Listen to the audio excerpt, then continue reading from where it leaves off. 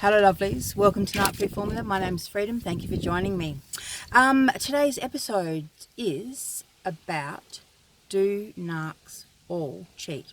Do all narcs cheat? True or false?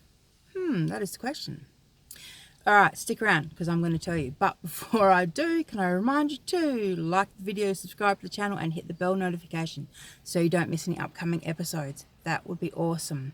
Also, excuse the audio. It's a little bit windy. It's hot and windy today in Australia. Spring has sprung. Alright, and we've got bushfires going on. Crazy hectic bushfires going on.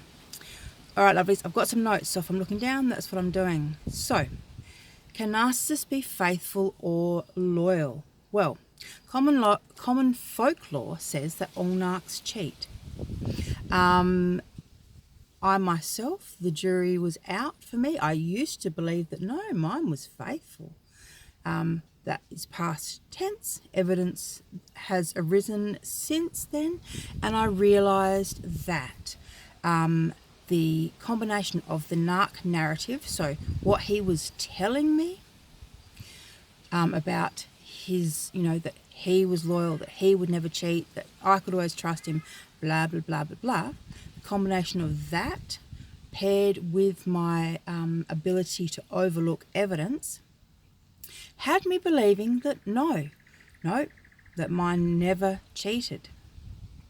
However, I want to go on the record and say, I don't talk in absolutes. I never do, because I always believe that there's always someone, at least one person who's going to be, the exception to the rule. But when it comes to narcs and cheating, I believe, as a general rule, that, and this is from my experience working with other people and a whole lot of research, that the vast majority of the narcissists do actually cheat. However, as I said, you may be, one of the maybe 1% or 2% of people who say, no, my narc doesn't cheat. And so that is fine if you are, no longer with them and you want to just accept that, the past is the past and you can forget about it, that's fine. But if you're still with the narcissist and you're saying to yourself, no, that they don't cheat, I want to talk to you in particular and talk about some of these particular things. So, the kind of thing that I'm talking about is opportunity, right? The narcs that haven't cheated probably didn't have the opportunity to cheat. Because let's face it, some people are just butt ugly. No one wants to be with them. They're lucky to have one woman, let alone two, right? So maybe your narc falls in that category. Or maybe they've just got one of those personalities that, people run to the hills. Maybe you live in a small country town and, the nearest neighbour is a cow. Literally a cow. So, given that we don't always have the means to live out, our goals or our, what we're wanting to do in life, I'll go on record and say that most narcissists fantasize about other people. I think they do that regularly. That they are cheating on you psychologically and emotionally, if not physically. So, the reason that I say this is when I was in my situationship, and I was married for a long time, I fully 100% believed and trusted that, that he would never cheat because he told me so, right? But there was one day when I was at my neighbour's house and my neighbour's upstairs kitchen window was opposite our kitchen window at the time. And he didn't know that I was at the neighbour's. He thought I was in town. And I overheard him, because the kitchen windows were maybe 6 feet, maybe, distance. I overheard him flirting with this woman who, he had been insisting to me that she was just a friend. And I heard him bragging and her laughing, like gushing over him. And I heard the whole thing. And what struck me at the time was how fascinating it was that the man that I thought he was, compared to the man he was putting, like the show he was putting on for this woman, it actually really struck me at that time, like a slap in the face, like, wow, is he the person I think he is, or is he the person that I'm witnessing? Because that's the reality, is we don't know what they get up to behind our backs. We don't know who they're talking to, how they're talking to them, and what they're talking to other people about. And this is what narcs do. So they sell the narrative. They tell you they're faithful, they're loyal, that they would never, and they don't just say it about them, they also reinforce it through stories. So they talk about other people. They say, you know, John at work, he's screwing around on his wife. What a bastard. I can't stand men like that. Blah, blah, blah, blah, blah. So they reinforce with these little stories, you know, triangulating with third parties. So we are so comfortable and so confident that we could literally catch them in the act and they would be able to talk their way out of it, because we are so trusting, because we believe them. So the narrative is a big part of how narcissists get away with it. They also do this thing where they, I hate this word, oh my God, this is why I shouldn't use it. Compartmentalize. There it is. Compartmentalize. So, you know, they, in their minds, they see you as being, you know, over here, separate from this person. And then what they do is, you know, when they're with you, they act a certain way. When they're with their other person, they act a certain way.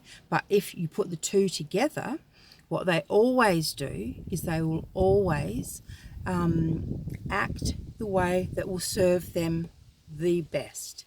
So if they're looking for new supply and they want to trade you in, you know, maybe they might flirt with this new person, you know, borderline flirt with them kind of in front of you. Or if they, if there's no one in the room worth, you know, turning into supply, then they will put on an act, you know, the faithful, loyal husband, partner, whatever, you know, make you feel like, oh, look at him, you know, he's such a good man and he's all mine. You know, my girlfriends are so jealous. Look at them, they're so jealous. Not realizing that as soon as you're out of the room and he's got one of them alone, the tone changes. You know, the little slow looks, the sly, sneaky, you know, little winks, and you would be amazed if you knew what was going on behind your back. It's amazing. All right, darlings, let me just quickly run through it. So yes, lack of opportunity, small towns, but ugly, the narc narrative, and us ignoring the evidence. You know, we are choosing to ignore it because it's hard. Because if you start to face the facts, if you start to wake up to the reality, all of a sudden your whole life is going to change. So we often make these trade-offs where we just keep ourselves in the dark. You know, we keep believing the lies and we turn a blind eye, because that is so much easier to lie to ourselves than to go through divorce. Because essentially, you know, if you admit to yourself what is really going on and the person that you've really married, you know, that's just the beginning. That's the first step of what's usually a long, hard journey to divorce a narcissist. So it's often easier to just turn a blind eye, to just say to yourself, you know, oh yeah, mate, you know, I'm probably just being paranoid, you know, because hey, he's probably been telling you get paranoid.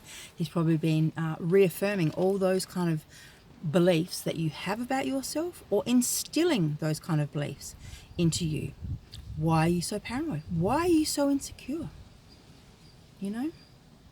But you'll probably be surprised, darling, when you get away from him, you'll probably be really surprised to find out you're actually not insecure.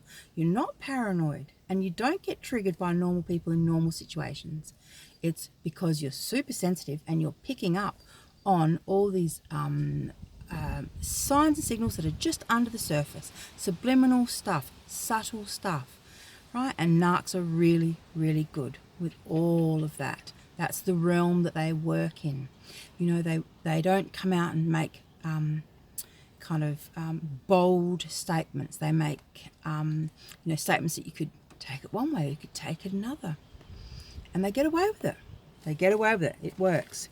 So getting down to it, darling, I'm going to link a video to this particular video about whether or not all narcs are gay. It's a video about narc sexuality being fluid. So I'm going to link that to the video.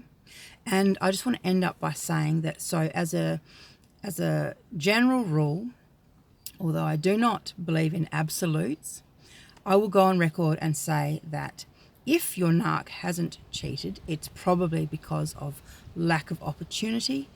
It is not a sign of loyalty. Please don't get those two things confused. Narcissists are not loyal to anyone but themselves. Okay? Get that through your head, darlings. That's really important. Do not misread, his potential loyalty as actual loyalty. It's just lack of opportunity, or he is doing it, but you just don't know. And there's nothing worse than, the cognitive dissonance that comes with that.